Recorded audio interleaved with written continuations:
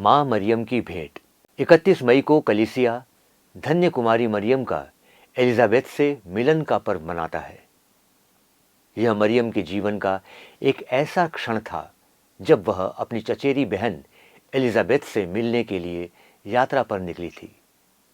जब उसे यह सुसमाचार मिला था कि वह ईश्वर के पुत्र को जन्म देने वाली है।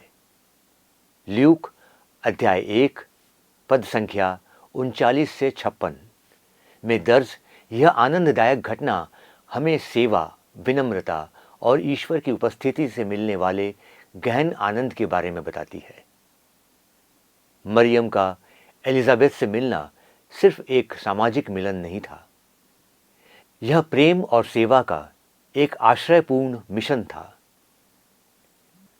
एलिजाबेथ, जो यूहन्ना बपतिस्ता की अपनी चमत्कारिक गर्भावस्था के अंतिम महीनों में थी, को शारीरिक और भावनात्मक दोनों तरह के समर्थन की आवश्यकता थी।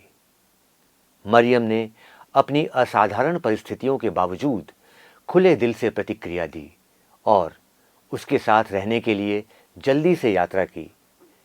इस कार्य में मरियम हमें दिखाती है कि सच्चा सेवा निस्वार्थ और तत्पर होता है। सही समय या सुविधाजनक परिस्थितियों की प्रतीक्षा नहीं करना, बल्कि प्रेम से कार्य करना। जब मरियम ने एलिजाबेथ का अभिवादन किया तो एलिजाबेथ के गर्भ में पल रहा बच्चा खुशी से उछल पड़ा और एलिजाबेथ पवित्र आत्मा से भर गई और उसने घोषणा की, तुम स्त्रियों में धन्य हो और तुम्हारे गर्भ का फल धन्य है। आपसी पहचान और खुशी का यह क्षण न केवल दो स्त्रियों के बीच एक सुंदर मुलाकात है, बल्कि यह सुसमाचार के आनंद की अभिव्यक्ति भी है। यह जानने का आनंद कि उद्धारकर्ता आ गया है।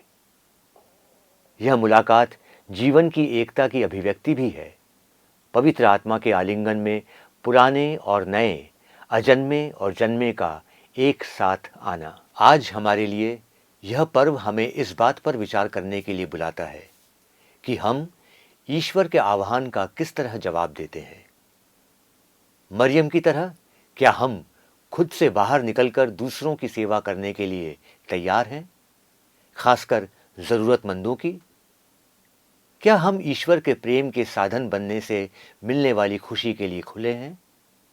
एक ऐसी दुनिया में जो अक्सर व्यस्त और आत्मकेंद्रित होती है, विजिटेशन हमें दूसरों के लिए जगह बनाने, उनके आनंद और दुख में हिस्सा लेने की चुनौती देता है। विजिटेशन का पर्व हमें परिवार और संगति के महत्व की याद दिलाता है, खासकर संकट या खुशी के समय में। एलिजाबेथ के लिए मरियम की सेवा का उदाहरण हमें निस्वार्थ सेवा में आगे बढ़ने, जरूरतमंदों के साथ रहने, खासकर हाशिए के समुदायों में उनके साथ रहने के लिए प्रेरित करना चाहिए। आइए हम प्रार्थना करें। धन्य कुमारी मरियम हमें दूसरों के प्रति खुलेपन, खुशी और सेवा के साथ ईश्वर के आह्वान का जवाब देना सिखाए, खासकर जरूरतमंदों के लिए।